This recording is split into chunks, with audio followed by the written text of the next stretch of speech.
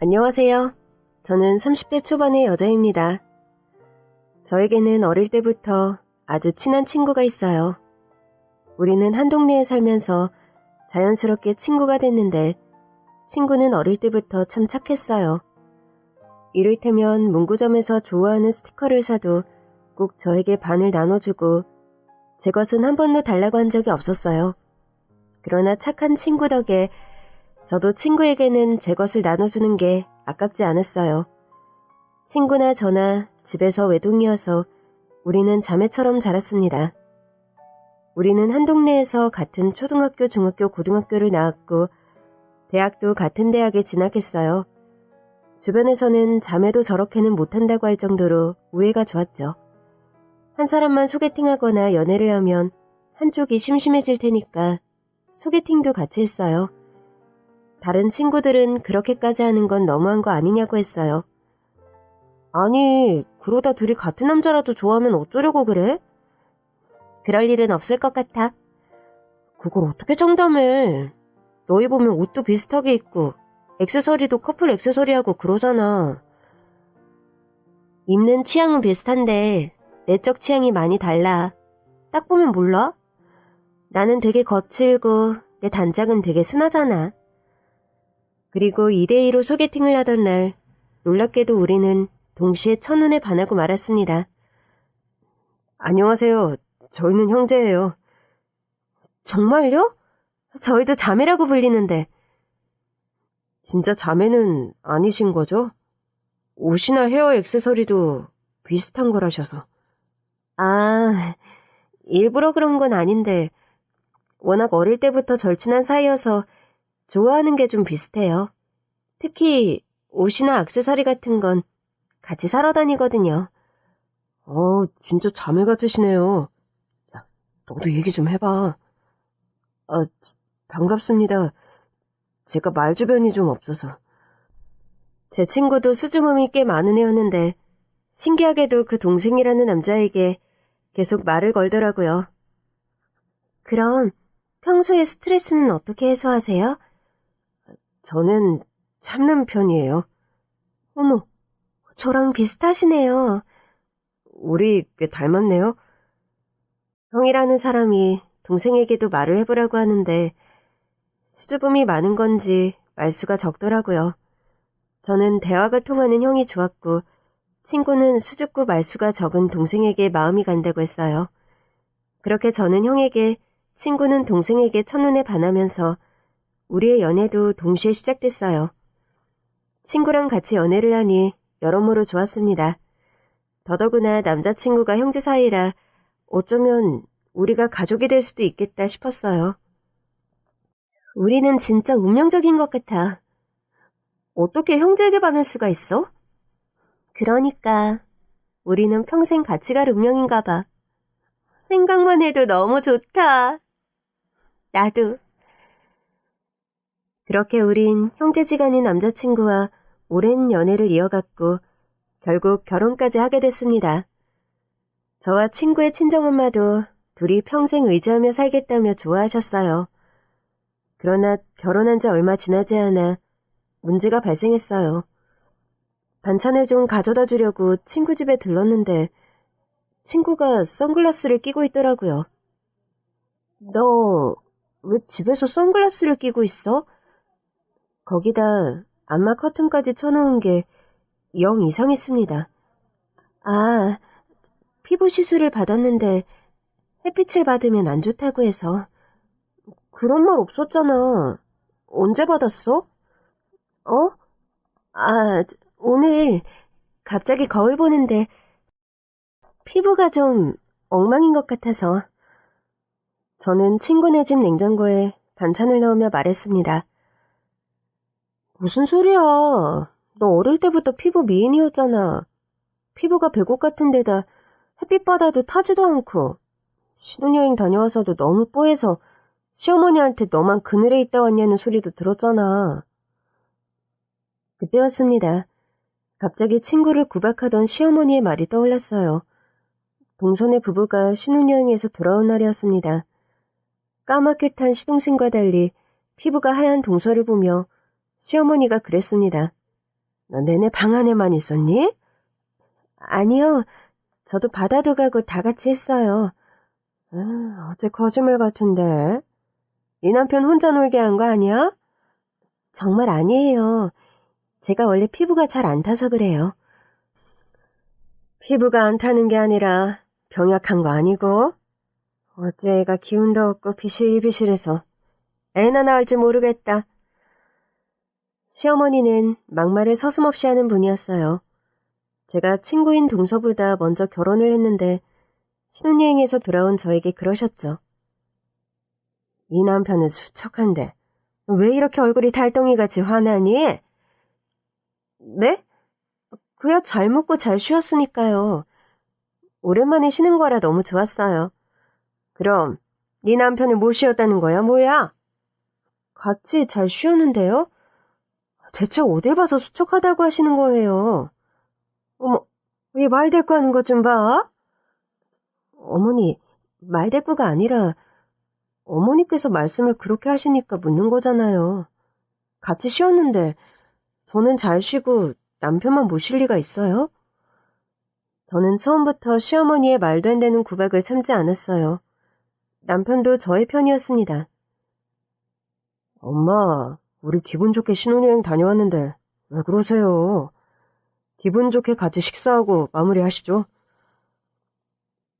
우리 남편은 겉으로 보기엔 좀 사무적인 면이 있었는데 알고 보면 강단있는 성격이었어요. 부모님과도 적절한 거리를 유지하는 편이었는데 저에게만은 그 거리가 없는 사람이었죠. 덕분에 저는 시어머니의 구박에 마음껏 대처하기가 더 편했어요. 그러나 시동생은 그런 순간에도 입을 꾹 다물더라고요. 결국 동서는 시어머니에게 무차별적인 폭언을 들었죠.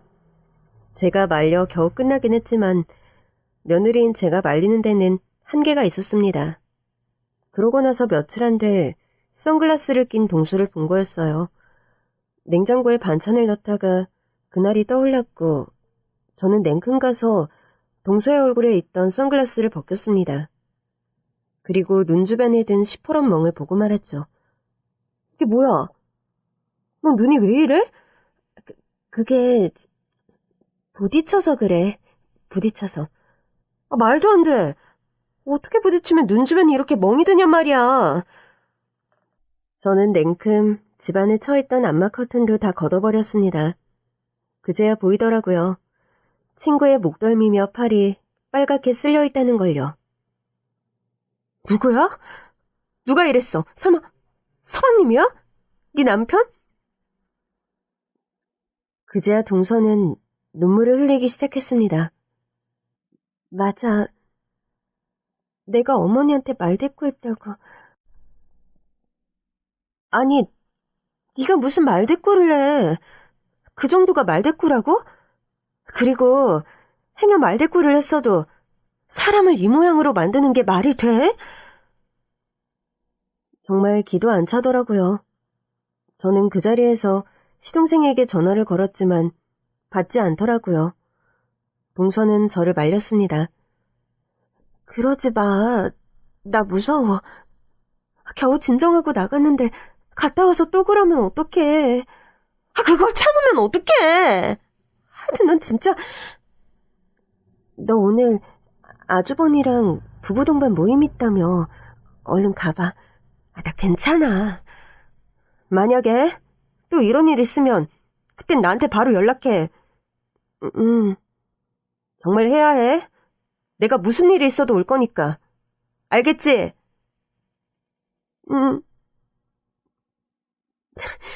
난 너밖에 없다.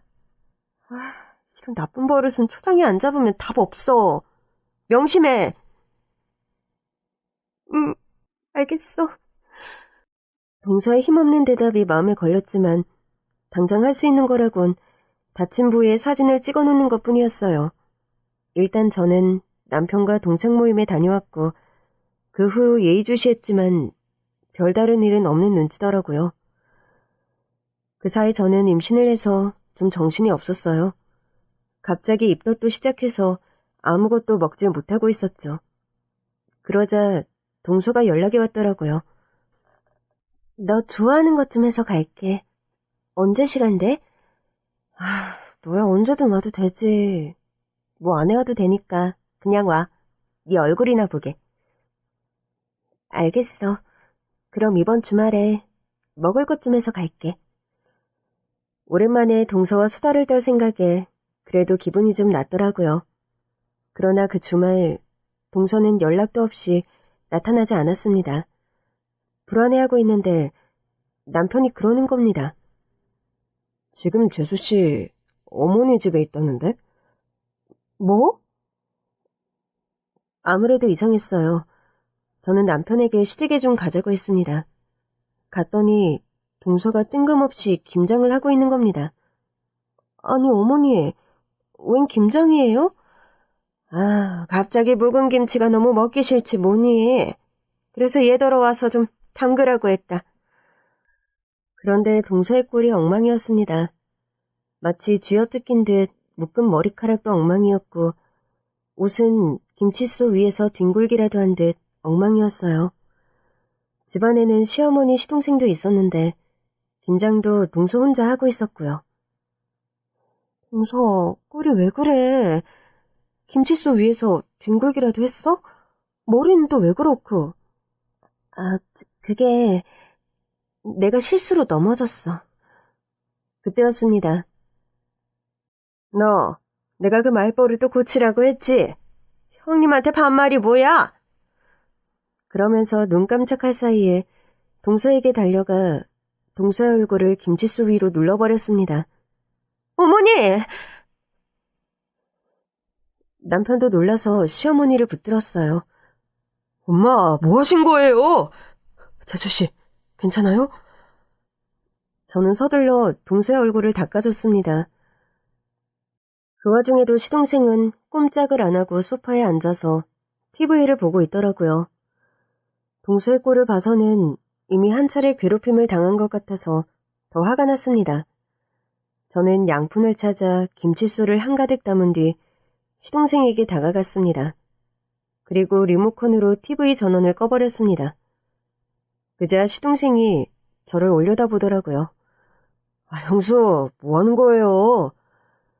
저는 양푼에 든 김칫솔을 시동생 머리 위로 엎어버렸어요.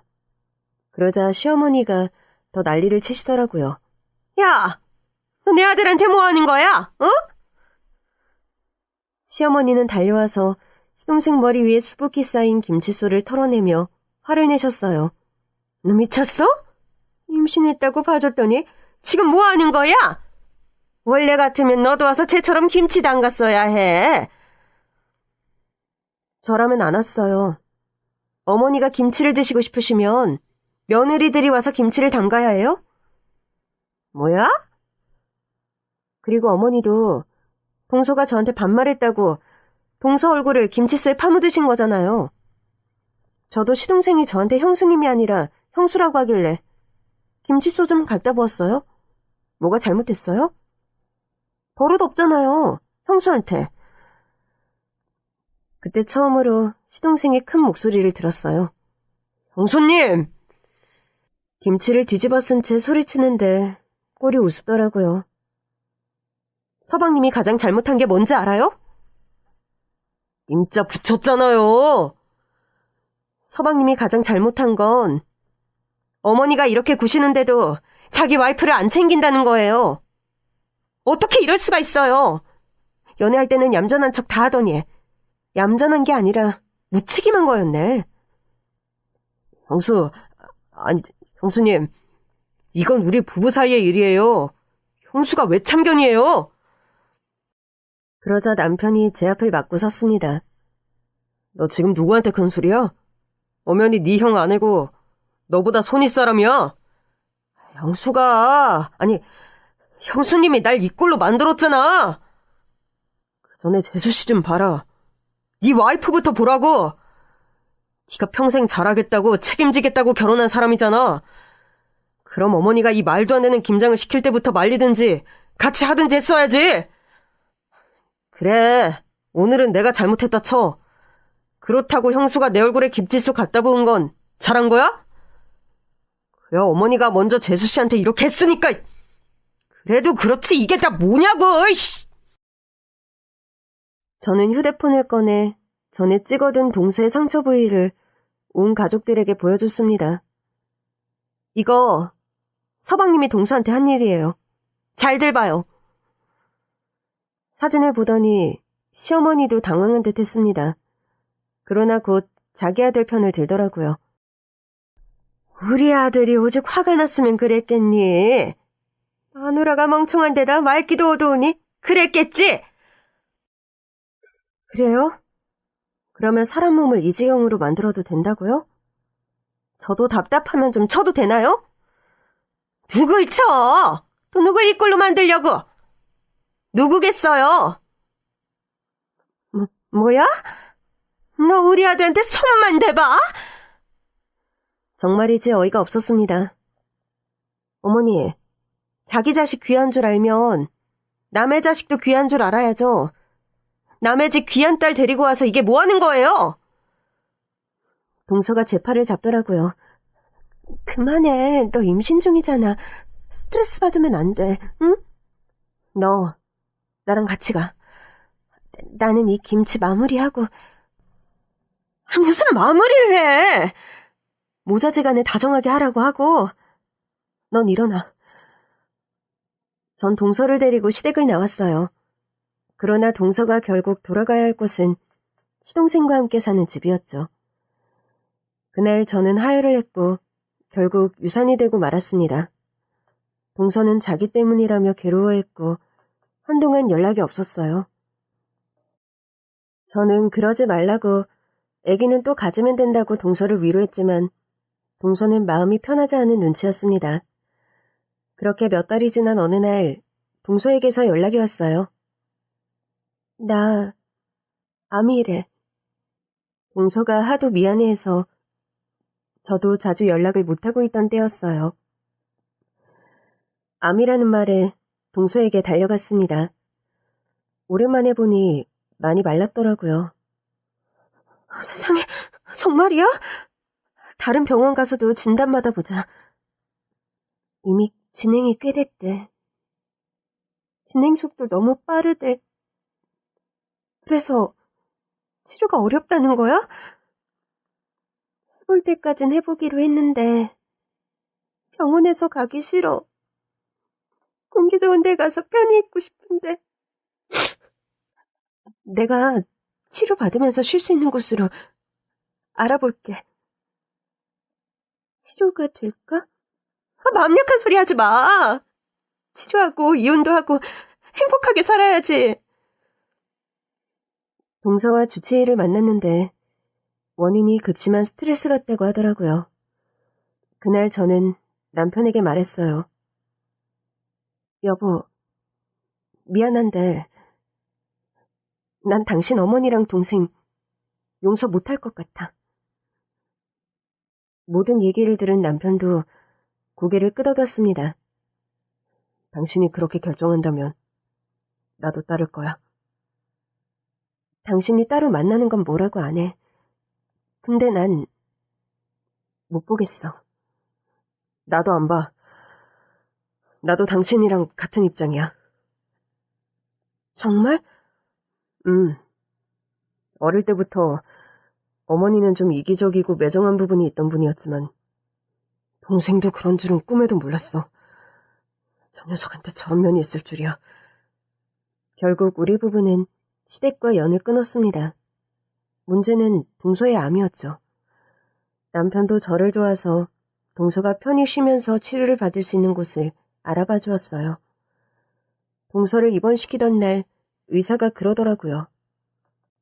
최대한 아프지 않게 마무리하실 수 있도록 돕는 게 최선일 것 같습니다. 잘 좀 부탁드려요. 그래도 기적이라는 게 있잖아요. 최선은 다해보겠습니다. 그러나 인명은 제천이라고 마음은 비우시는 게 좋을 것 같아요. 저는 동서의 마지막을 지키기 위해 장기 휴가까지 사용했지만 동서는 오래 지나지 않아 세상을 떠났습니다. 그 사이 저는 이제라도 이혼을 하는 게 어떻겠냐고 물었지만 동서는 고개를 저었습니다. 이제 와서 뭐하러? 넌 화도 안 나? 그런 사람이 평생 네 남편으로 남는 거잖아. 내 선택이었으니까. 내 잘못이지 뭐. 동서는 끝까지 모든 것을 자신의 책임으로 돌렸어요. 숨을 거둔 동서의 표정이 너무 편안해 보이더라고요. 그러자 저는 절친한 친구였던 동서를 지키지 못한 괴로움으로 장례식 내내 눈물만 흘렸습니다. 그리고 장례식에서 오랜만에 시어머니와 시동생을 봤죠. 그래도 법정 남편이라고 상주복을 입고 있는 시동생이 어찌나 꼴보기가 싫던지. 그러나 동서의 친정에선 이 사실은 모르고 있었습니다. 시동생은 눈물도 흘리고 조문객도 열심히 맞았지만 그의 정체를 아는 저로선 그 무엇도 곱게 보이지 않았어요. 아니나 다를까 요절한 동서의 장례식이 끝나자마자 시동생과 시어머니가 나누는 대화를 듣고 말았습니다. 동서의 사망보험금 10억을 받게 되었다며 지들끼리 좋아서 키득대고 있더라고요. 이제 우리도 살맛 좀 나겠어. 그러니까 엄마. 기가 찼지만 이미 들어둔 보험금을 남편이 받겠다는데 제가 할 말은 없었어요. 남편도 신경 끄자고 하더라고요. 그렇게 세상에서 가장 절친했던 친구이자 동서를 보낸 뒤 집으로 돌아왔어요. 그런데 그 다음날 생각지도 못한 상황이 펼쳐지고 말았습니다. 시댁 식구들이 모두 변사체로 발견된 겁니다. 일어났을 때 남편이 주말인데도 분주하게 채비를 하고 있었어요. 여보, 당신 어디가? 여보 일어났어? 내가 일단 좀 가봐야 할 것 같은데. 왜 이렇게 정신이 없어 보여? 무슨 일 있어? 그게 어머니랑 동생이 변사체로 발견됐대. 그게 무슨 소리야? 어디서? 길가에서. 교통사고 갔다는데 사고 낸 사람이 도망을 갔나 봐. 이게 다 무슨 일이야? 저는 남편과 함께 사고 현장으로 향했고 경찰에게서 경위를 들어보니 더 당혹스러울 수밖에 없었어요. 신고해주신 분이 차가 너무 길가에 서 있어서 처음엔 사고 차량인지 몰랐다고 하더라고요. 이 정도 사고 같으면 상대 차량도 많이 손상됐을 것 같은데. 지금 추적하는 중입니다. 곧 범인은 잡을 수 있을 거예요. 시어머니와 시동생은 구급차로 옮겨지는 중이었어요. 보고도 믿을 수 없는 풍경에 저도 남편도 할 말을 잃고 말았습니다. 아무래도 여행을 가는 길이었던 것 같아요. 트렁크에 짐가방도 있는 걸 보면. 여행을 가는 길이었다고요? 남편은 어이없어 했습니다. 예. 왜 그러시는지. 아닙니다. 우리는 차를 타고 구급차를 따라 병원으로 갔습니다. 가는 길에 남편이 말하더라고요. 어이가 없네. 재수씨 보낸 지 얼마나 됐다고 여행을 가? 그러게. 나도 이 정도일 줄은 몰랐네. 동서가 암 진단을 받은 즈음 시동생에게 전화를 건 적이 있었어요. 서방님, 저 좀 봐요. 왜요? 이번에도 김치수 준비해서 오시려고요? 동서 얘기 들으셨죠? 동서 암이라는 거. 그래서 뭐요? 그래서 뭐냐니. 대책을 세워야 할 거 아니에요. 그렇게 애틋하면 형수가 세우면 되겠네요.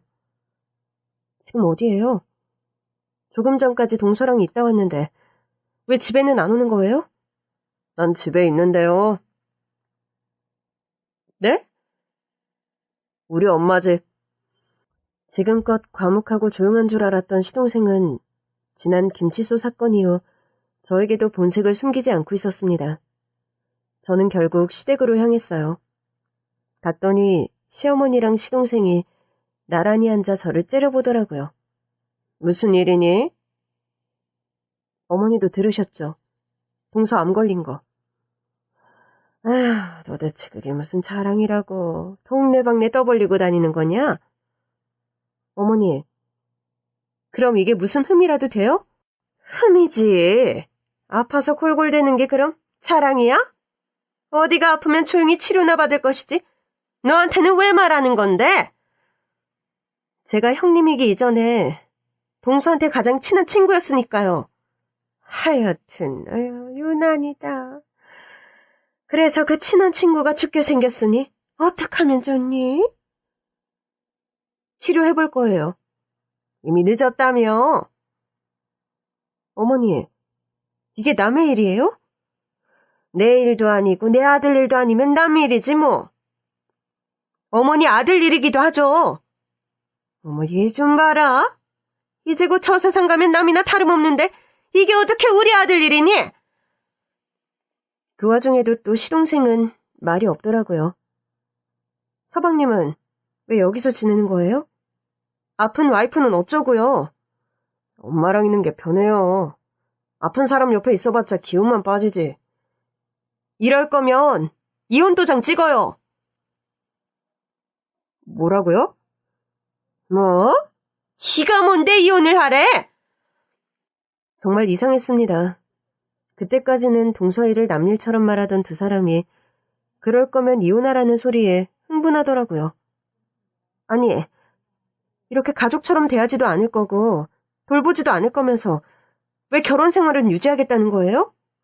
예, 네가 부부 사이의 일을 어떻게 알아? 네 동서가 이혼한다고 한 것도 아니잖아. 동서는 착해서 못하는 거고요. 이렇게 아픈 사람 모른 척 할 거면 이혼을 해야죠. 됐으니까 그만 가봐라. 하여튼 어디서 저런 쌈딱 같은 게 들어와서는 천지분간도 못하고 집안을 쑥대밭으로 만들고 난리야. 시어머니께서 뭐라고 하든 저는 할 말은 해야 했어요. 서방님, 지금 당장 집으로 가요. 동서 상태 안 좋아요. 옆에 사람이 있어야 한다고요. 그렇게 안쓰러우면 형수가 옆에 있으면 되잖아요. 서방님이 남편 아니에요? 이혼도 안 하겠다면서요. 아이 진짜 왜 자꾸 이혼 소리예요. 이제와 이혼하면 아무것도 안 된단 말이에요. 그 순간 시동생이 알 수 없는 소리를 했고 시어머니께서 시동생의 무릎을 탁 치며 말했습니다. 야, 너 입 다물어. 그리고 너도 그만 가고. 시어머니께서 급히 시동생의 입을 막는 눈치였지만 그때는 동서가 암에 걸렸다는 사실로 정신이 없었어요. 그러고 나서 남편에게 말한 거였습니다. 이제 그만 시동생 시어머니와 연을 끊고 싶다고요. 그랬던 시어머니와 시동생은 결국 한나란 씨의 세상을 떠났습니다. 우리 부부는 연이어 장례를 치르게 됐고 소식을 들은 동서 친정 부모님도 오셨어요. 대체 이게 다 무슨 일이니? 우리 애도 모자라서 어떻게 남편이랑 시어머니까지. 그러니까요. 동서의 어머니는 자기 일처럼 슬퍼하셨고 한참을 우셨습니다. 그나저나 두 사람은 왜 사고가 난 거야? 차마 여행 가는 길이었다는 말이 안 나와서 망설이고 있는데 남편이 숨기지 않고 말하더라고요. 둘이 여행 가는 길이었다고 하네요. 뭐라고요? 여행? 죄송합니다. 아니죠. 사돈 형님분이 미안해할 건 아니죠. 근데 우리 애 보낸 지 얼마나 됐다고 여행을 갔대요. 심란해서 그러신 건가? 그랬나 봐요. 저는 황급히 그랬던 것 같다고 말을 보탰지만 남편은 사실을 말했습니다. 그래서가 아니었던 것 같아요. 죄송합니다. 아까부터 뭐가 그렇게 죄송해요. 내가 모르는 게 있어요? 제 동생은 재수 씨가 아플 때도 신경도 안 썼어요. 병원비도 한 푼 안 보탰고요. 그게 무슨 소리예요? 죄송합니다. 제 동생이 이런 놈인지 저도 몰랐습니다. 그때였어요. 동서 어머니께서 혼잣말하듯 말씀하셨습니다. 그런 줄도 모르고 돈을 줬네. 그게 무슨 소리예요? 돈이라뇨?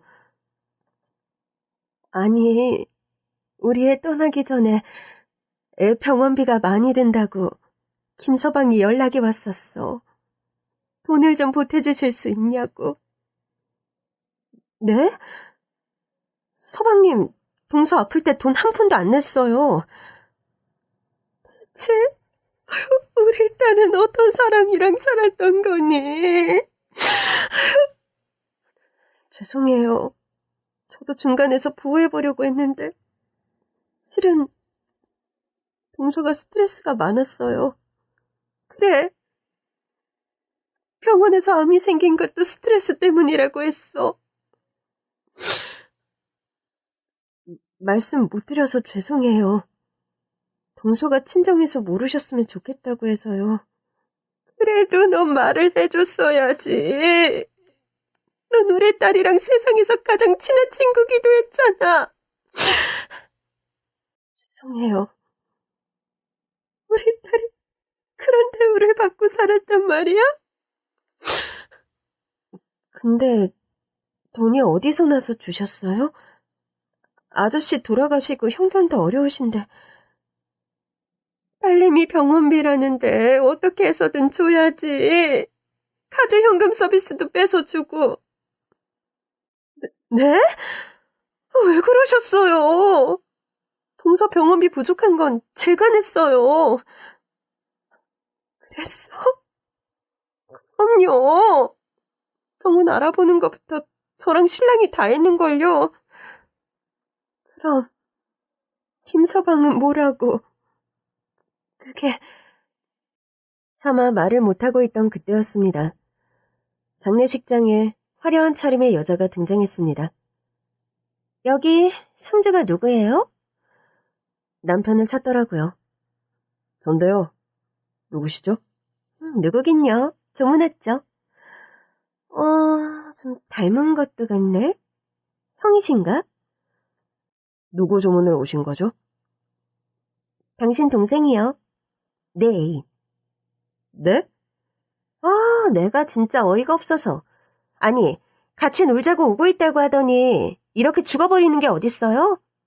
이제야 와이프 떠나고 좀 속 시원하게 만나나 했더니. 그게 무슨 소리입니까? 나랑 만났던 사람이라고요. 와이프 곧 죽는다고 나더러 결혼하자고 했었다고. 내 동생 상간녀라고요? 단어가 너무 상스럽다. 상간녀라니. 동생이 자기 와이프 안 사랑한 건 형도 알 거 아니에요. 함께 이야기를 듣고 있던 저와 동서의 어머니는 기함하고 말았습니다. 저기요, 남의 장례식장에 와서 이게 무슨 비매너예요? 나가서 나랑 얘기해요. 나도 상복 줘요. 뭐라고요? 내가 저 사람이 사랑한 여자라고. 그러니까 나도 상복 달라고. 그때였습니다. 동서 어머니가 상간녀의 머리채를 휘어잡으셨어요. 너 지금 뭐라고 했어? 네가 뭔데 김서방 아내래? 아줌마는 뭔데 이래요? 놔요! 놓으라고! 놓긴 뭘 놔. 아주 호되게 당해봐야지. 이것들이 내 딸을 우습게 여겨도 유분수지. 어디 남의 남편 장례식에 나타나서 와이프인 척을 해? 내가 이래서 당장 이혼하라고 한 건데 그놈의 보험금이 뭐라고. 그때였습니다. 동서의 어머니의 손에 힘이 풀렸어요. 상간녀는 씩씩거리며 동서 어머니의 손에서 벗어났습니다. 이거 무식한 아줌마가 다 있어. 아줌마, 뭔데 이래요? 뭔데 내 머리채를 잡냐고? 내가 신고할 거야. 보험금이라니. 이게 다 무슨 소리야. 내 남친 와이프 앞으로 생명보험이 들어있었다고요. 무려 10억짜리. 그래서 내가 기다려준 거야. 그 와이프 보내고 오라고. 동서 어머니는 놀란 눈으로 저를 보셨어요. 이게 사실이야? 저는 사실을 말할 수밖에 없었습니다. 동서 장례식 끝나고 서방님이랑 시어머니가 하는 소리를 들었어요. 동서 앞으로 된 보험금 받을 생각에 신이 나 있더라고요. 뭐야? 내 딸 장례식에서 신이 나 있었다고? 죄송해요. 보긴 했는데 그냥 모른 척 했어요. 어차피 나오는 보험금인데 제가 막는다고 못 받는 것도 아니고, 사실 동서 앞으로는 시댁 식구들이랑 거의 남남처럼 지냈거든요. 제가 동서한테 이혼하라고도 말을 했었는데 끝까지 안 듣더라고요. 그래서 그 준현놈이 우리 딸 사망보험금을 받았다는 거야? 그때 상간녀가 끼어들더라고요. 잠깐, 그러고 보니까 그 보험금 받은 건 누구 몫이 되는 거예요? 그걸 그쪽이 왜 궁금해요? 내 말을 뭐로 들은 거예요? 내가 사실상 그 사람의 와이프라니까? 맞다. 형한테 가겠네? 형이 상속자가 되는 거 맞죠?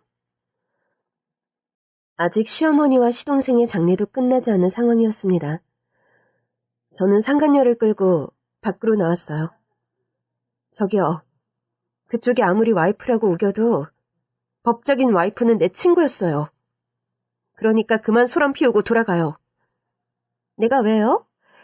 난 끝까지 여기 지키고 있다가 돈 받을 거예요. 뭐라고요? 분명 나한테 우는 중이라고 했단 말이에요.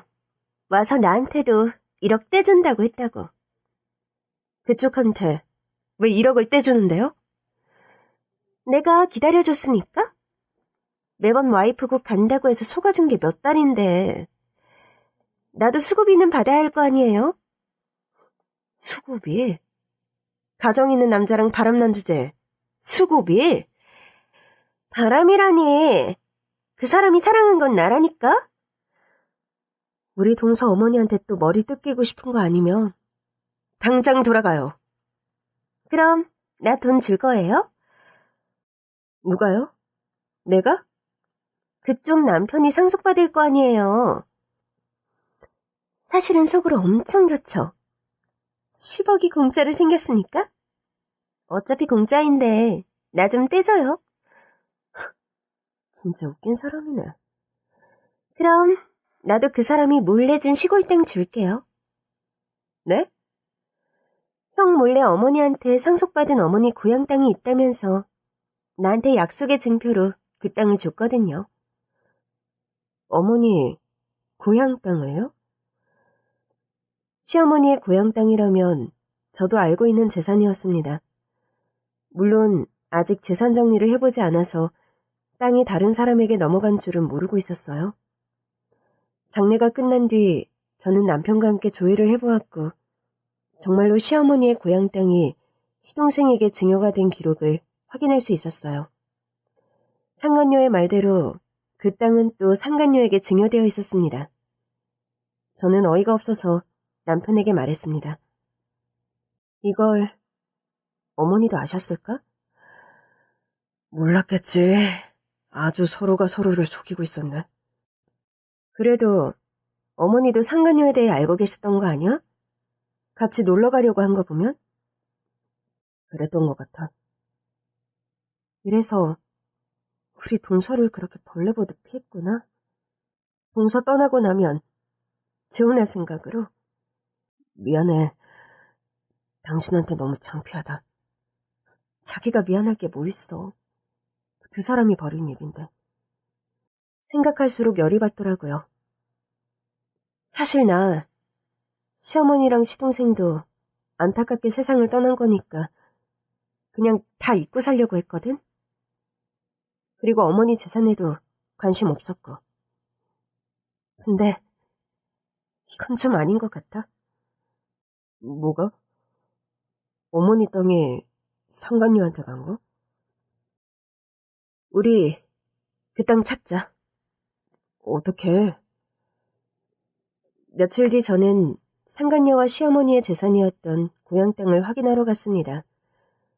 땅을 보던 상간녀가 그러더라고요. 솔직히 너무 총구석이라 난 관심도 없는 땅이에요. 그래서 돈이랑 바꾸자는 거예요? 네, 난 돈이 더 좋으니까. 내가 땅값을 알아봤더니 1억 원의 가치가 안 되던데. 내가 손해볼 수는 없잖아요. 그래요? 그럼 땅을 다 가져가고 남는 건 돈으로 줘요. 정말 그래도 괜찮겠어요? 혹시 모르잖아요. 이 땅이 나중에 값어치가 뛸지. 어느 세월이에요. 좋아요. 시세대로만 판다면 땅은 제가 살게요. 정말요? 저는 헐값이라고 해도 무방할 금액으로 시어머니의 고향 땅을 샀습니다. 땅을 사고 나니 상간녀에게서 하루가 멀다 하고 연락이 왔어요. 남은 돈은 언제 줄 건데요? 1억 중에서 땅으로 가져간 것 빼고 주기로 했잖아요. 하도 닥달하기에 답을 보냈습니다. 내가 언제 그런 약속을 했어요? 네? 지금 입 씻는 거예요? 땅도 가져가 놓고? 아니, 땅은 시세대로 사줬고 1억이라니 대체 무슨 소리죠? 이봐요. 사람 간의 약속이라는 게 있는데 이러는 법이 어딨어요?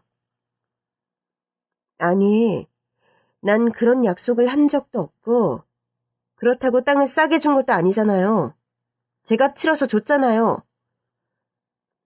그건 그렇지만 분명 나한테 동서 사망보험금 10억 중에서 1억은 준다고 했잖아요. 대체 무슨 소리를 하는지 모르겠네. 아니, 내 시동생한테 받은 시골 땅은 쓸데도 없다고 사달라고 한 게 누군데요. 그래서 사줬잖아요. 그리고 사람 간의 약속? 그런 걸 잘 아는 사람이 아내와 평생 약속으로 결혼한 사람이랑 바람을 피워요? 그 얘기가 여기서 왜 나와요? 그리고 증거 있어요? 내가 그 사람이랑 바람 피웠다는 증거? 증거는 없죠. 근데 본인 입으로 그렇게 말했잖아요. 그러니까요. 내 입으로 한 말 빼고 증거 있냐고. 아쉽게도 없네요. 그러니까 얼른 약속 지키라고요. 1억 중에서 땅값 빼고 남은 거 달라고요. 그쪽 입으로 말했잖아요. 증거 있어요? 뭐라고요? 아니, 그렇게 말했다는 증거라도 있냐고요? 상간녀는 말문이 턱 막힌 건지 더 반박하지 못했고 저는 전화를 끊어버렸습니다. 속이 다 시원하더라고요. 저와 남편은 시어머니와 시동생 앞으로 남은 유산을 처분하기 시작했어요. 시동생 앞으로 돼 있던 아파트와 시어머니의 아파트, 그리고 동서의 보험금으로 들어온 10억이 유산으로 남아있었습니다. 그런데 그때 남편이 그러더라고요. 재수씨 앞으로 나온 보험금 말이야. 그거 사돈 어르신 드리면 어때? 정말? 그래도 되겠어? 당신 앞으로 남은 유산이잖아. 이건 내 유산이라고 할 수도 없지. 그리고 내 유산이라고 해도 당신 거기도 하니까. 당신이 허락해주면 그러고 싶은데. 동서 어머니께서 형편이 안 좋긴 해. 동서 아버님이 좀 일찍 돌아가셨거든. 알지. 그래서 우리 어머니가 재수 씨를 그렇게 반대한 거 아니야. 집이 가난하다고. 그랬지. 나는 좋아. 어차피 동서 앞으로 나온 건데 우리 몫이라고 할 수도 없고. 고마워. 당신이라면 그렇게 생각해 줄 거라고 믿었어. 내가 더 고맙지. 어떻게 그런 생각을 다 했어? 난 막연하게만 생각하고 있었네. 아직 내 절친을 잃은 슬픔이 잘 안 가셔서. 그럼 이번 주말에 사돈 어르신 좀 찾아뵐까? 좋지? 그 주 주말 우리는 동서 어머니를 뵈러 갔습니다. 어서 와요. 좀 어떠세요? 아직 많이 힘드시죠? 그렇지 뭐. 어머니만큼은 아니겠지만 저도 많이 힘들어요. 저한텐 세상에 하나뿐인 절친이었잖아요. 니들 단짝인 건 세상이 다 알았지. 둘이 얼마나 좋으면 시집까지 같은 집에 간다고 주변 사람들이 다 신기해했잖아. 그런데 그게 이런 사달을 낼 줄 누가 알았겠니? 죄송해요. 제가 진즉에 시동생이 그런 사람인 줄 알았어야 했는데. 듣자 하니 사부인도 보통이 아니었던 것 같던데. 맞아요. 죄송해요. 그건 저도 이미 알고 있었는데 동서가 그건 괜찮다고 하더라고요. 신랑이랑 행복하면 된다고. 대체 어떻게 했길래? 그냥 막마른 기분이셨고 갑자기 묵은 김치가 싫다면서 불러서는 김치도 담그게 하시고 그랬죠. 차마 김칫소에 동서 얼굴을 파묻었다는 소리는 못하겠더라고요. 우리 시절에야 아들 가진 시어머니 유세가 대단했다지만 요즘도 그런 시어머니가 있다니 놀랐구나. 지내시는 건 좀 어떠세요? 이제 곧 전세를 빼야 해서 걱정이긴 해. 나 혼자 사니까 단칸방 월세로 들어갈까 하고 있어. 우리 딸 있을 때는 엄마가 월세방 사는 건 못 본다고 난리였지만 이제는 딸도 없고 제가 있잖아요.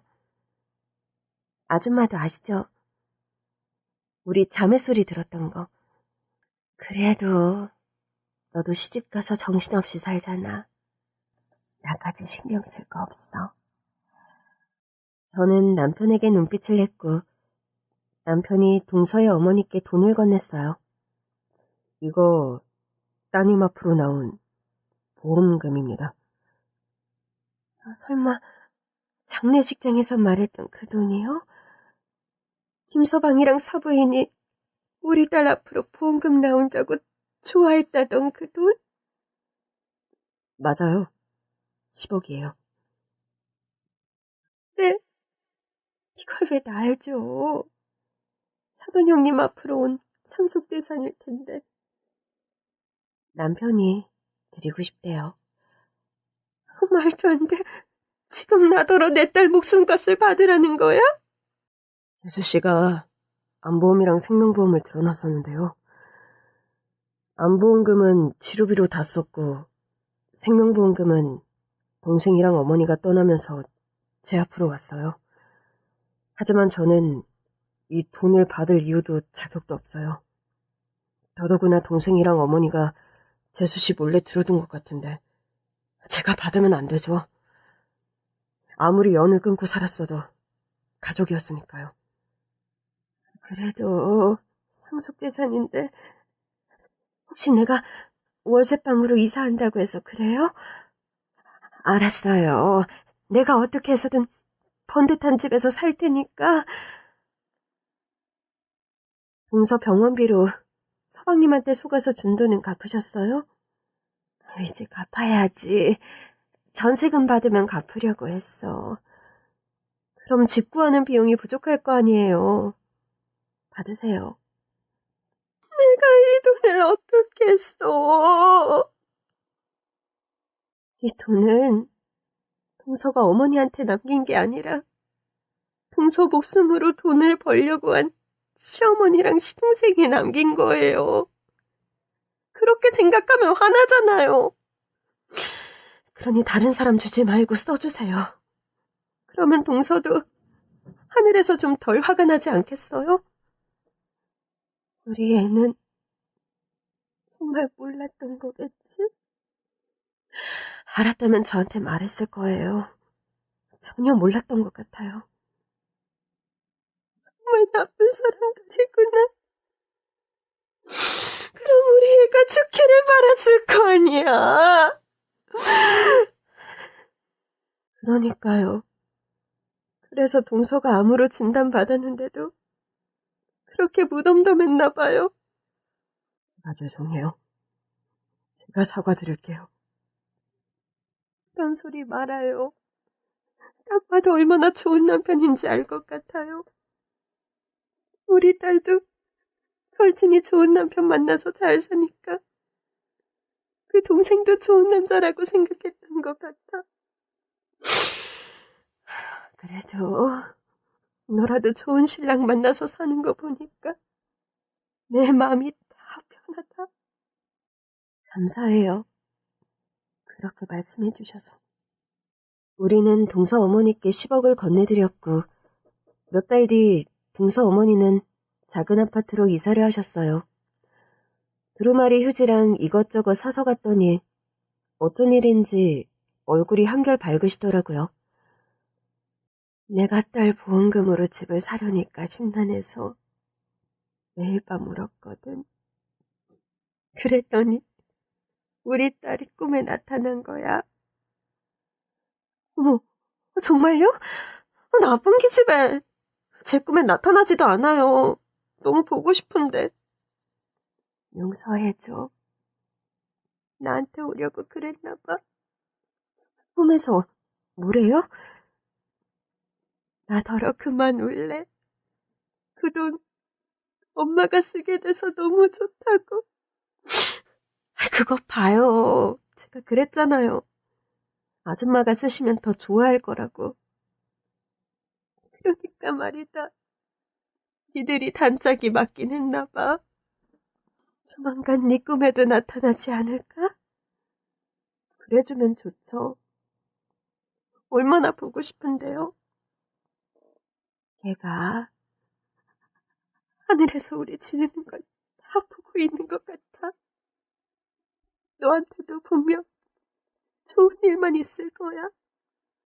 그리고 얼마 후 저는 임신에 성공했어요. 유산 후 여러 가지 일이 있어서 그런지 임신이 영 안 되더니 갑자기 임신이 된 거예요. 남편도 기뻐했고 친정 식구들도 모두 기뻐했어요. 물론 동서 어머니도요.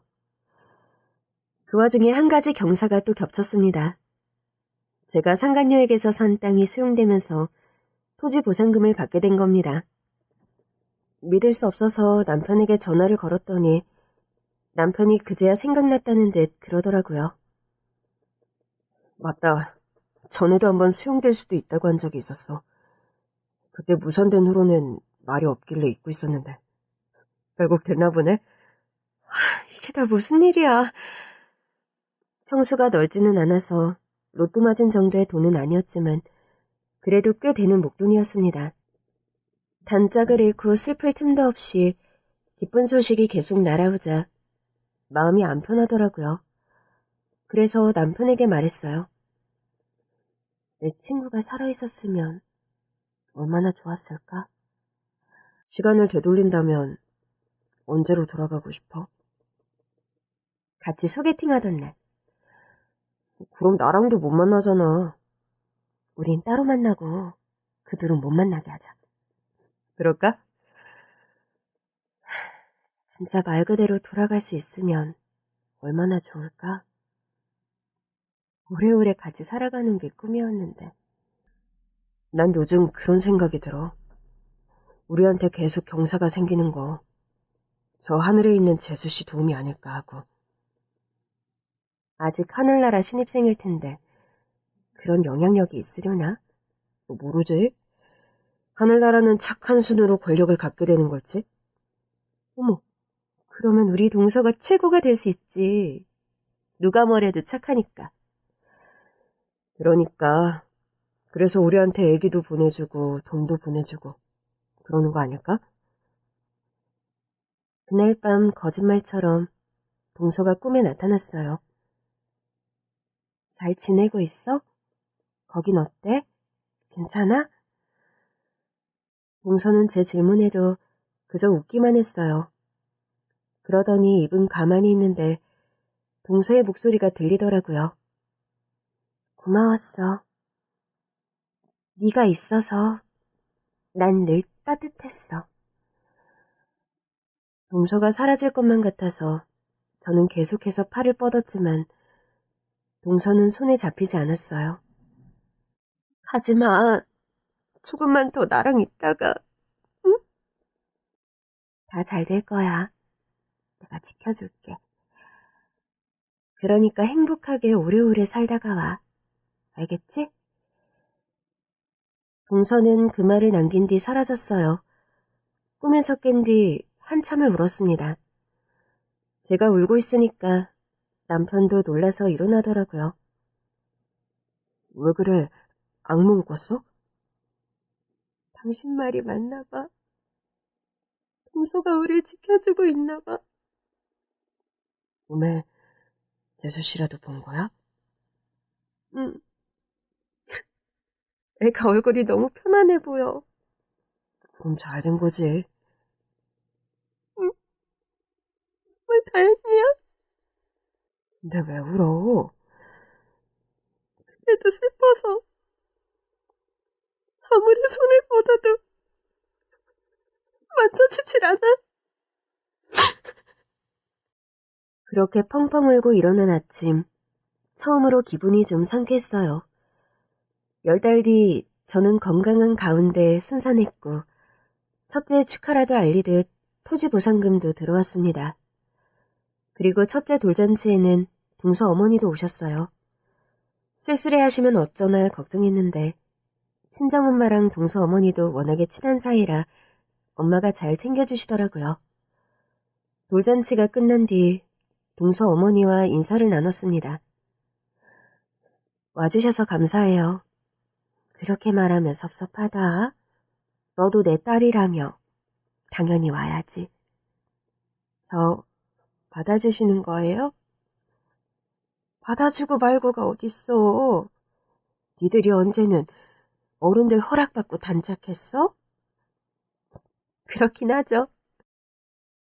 감사합니다. 그래도 좀 편안해 보이세요. 우리 딸이 자꾸 꿈에 나타나서 잘 지내라고 해.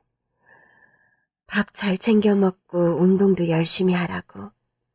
아유, 내 단짝이 딱 맞는 말만 하네. 제 꿈에도 왔었어요.